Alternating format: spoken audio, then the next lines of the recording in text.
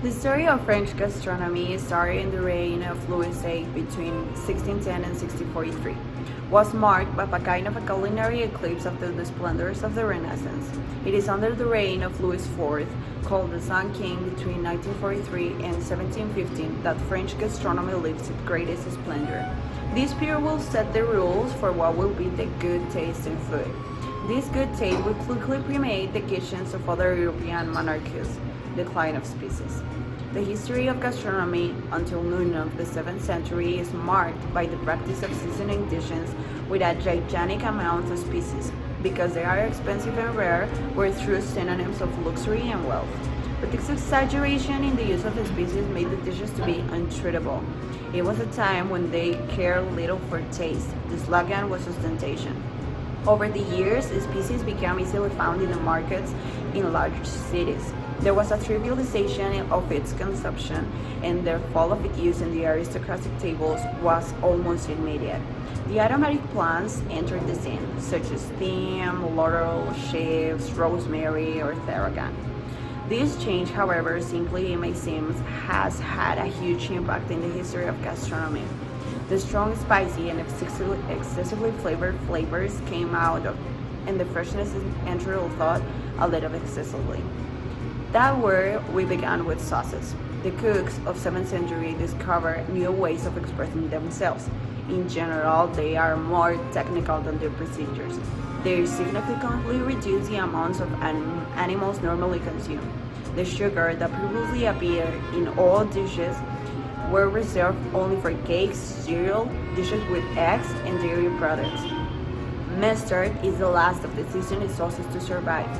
These are replaced by fatter and creamier sauces. Butter, eggs, and cream gain space because they are best suited to the delicate flavors of herbs, such as tarragon, basil, and chives. A new technique for thickening both appear. An example is the roux, made of butter and flour. It's born and settles definitely in the history of gastronomy. At the same time, emulsified sauces such as white butter, called beurre blanc, and hollandaise sauce are tasted for the first time. The great gastronomy did not touch only the aristocracy. The bourgeoisie also profoundly modified its behavior at the table. The professional butler, whose function was to care for hygiene, refinement, and table service, were institutionalized. The individual use of knife, fork, and spoon extended as well as the use of napkin.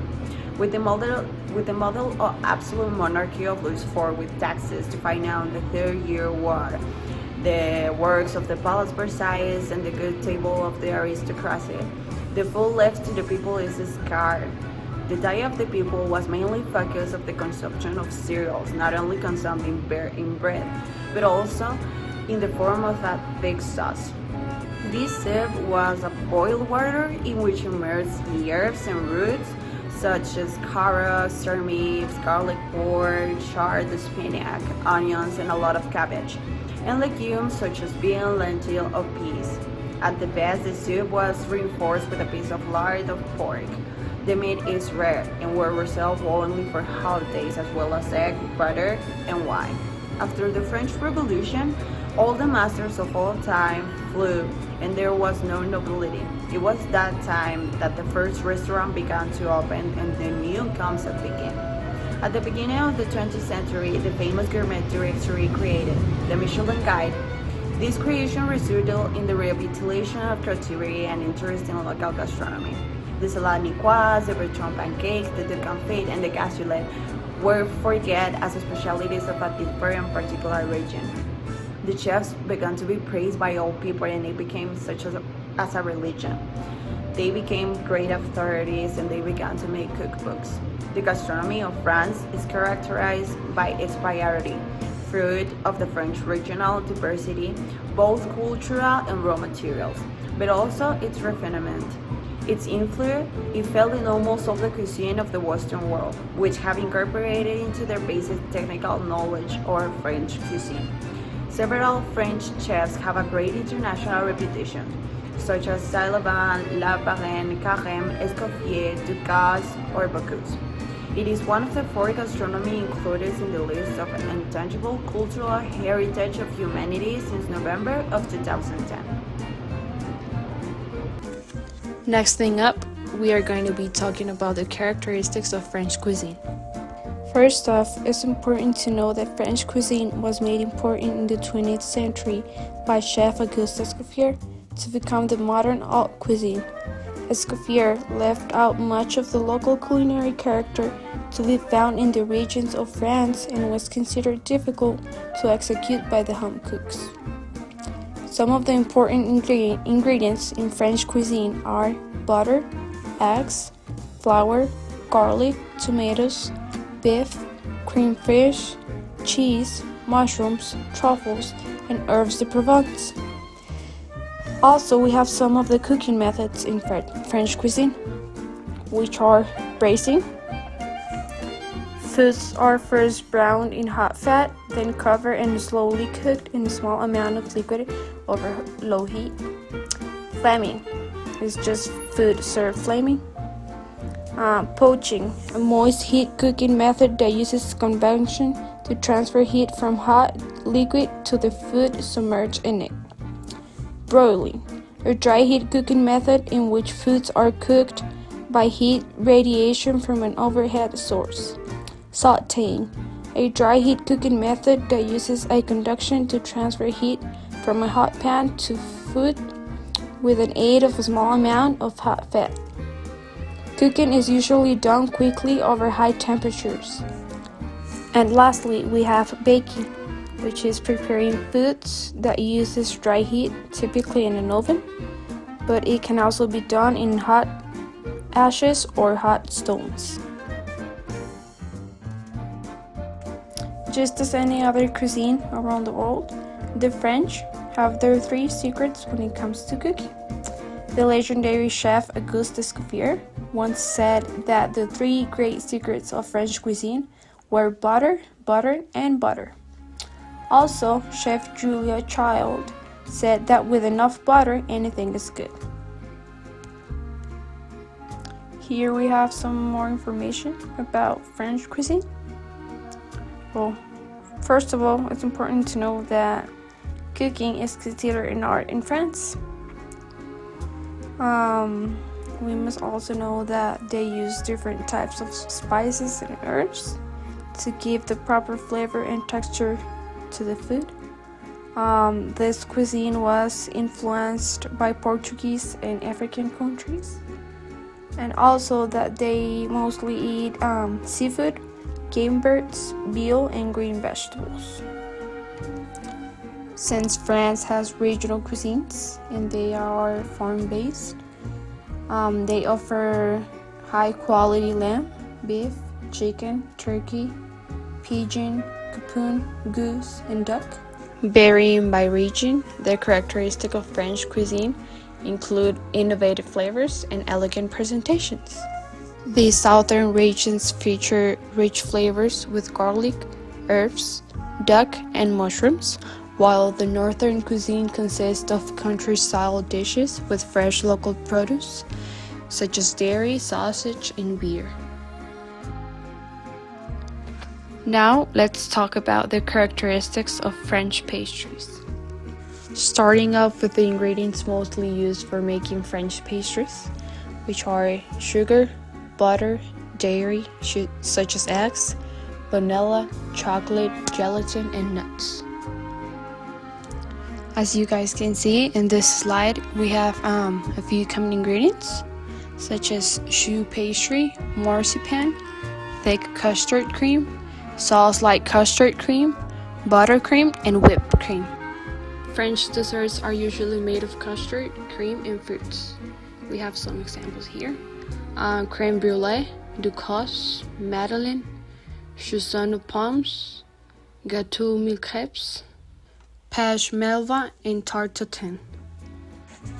Here we have some other French pastries: ganache cake, Paris Brest cake, macaroons, brioche, millefeuille, herb bread, croissants, and eclairs. Here we have some facts about the history of French pastries. It all started with the desire to serve something sweet after a meal, and it evolved to the decadent role we have today.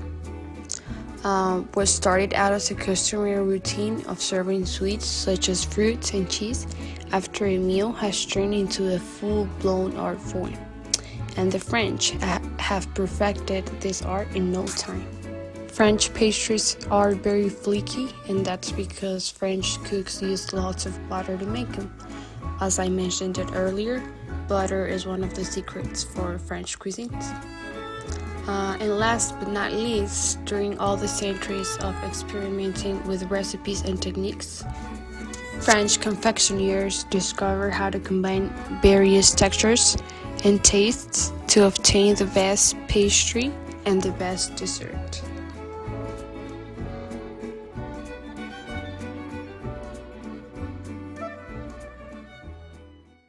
As we heard before, choux pastry is one of the most common recipes in French pastry and is the door to a lot of delicious French desserts such as eclairs, cream puffs, craquelins, croquembouche, and one of my favorites, the Paris Brest.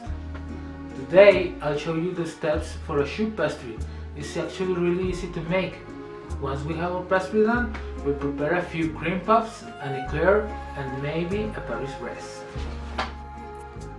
For the choux pastry, we're going to need 250 milliliters of water, 135 grams of plain flour, 115 grams of butter, 5 grams or 1.5 teaspoon of sugar, and a quarter teaspoon of salt.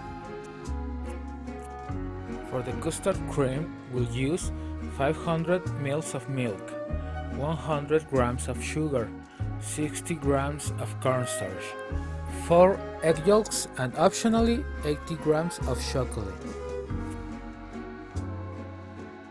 The first thing that we need to do is we are going to heat up the butter, the sugar, and salt in the saucepan with the 250 milliliters of water.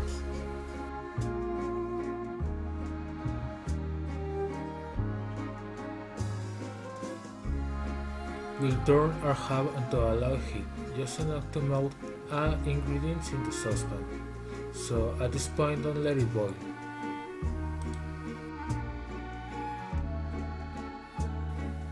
We'll take it off the heat and straight away we're going to dump in the plain flour.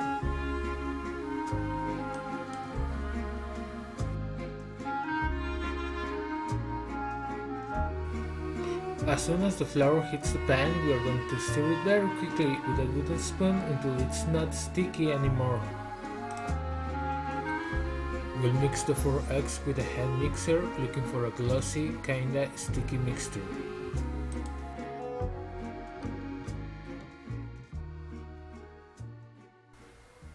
Once our dough is ready, we'll take it to a piping bag very carefully.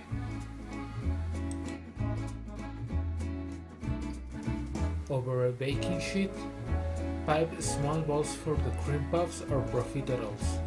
Thick lines that we'll make for the eclairs and circles so we can use them to make Paris Brest.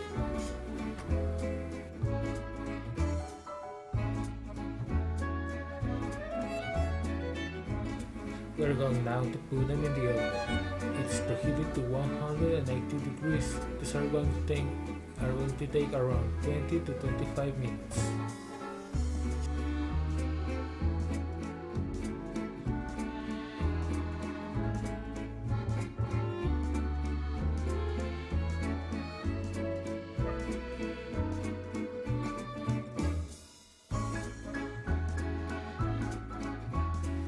You should probably have the custard cream down before baking so it's cool and ready to fill the choux pastry.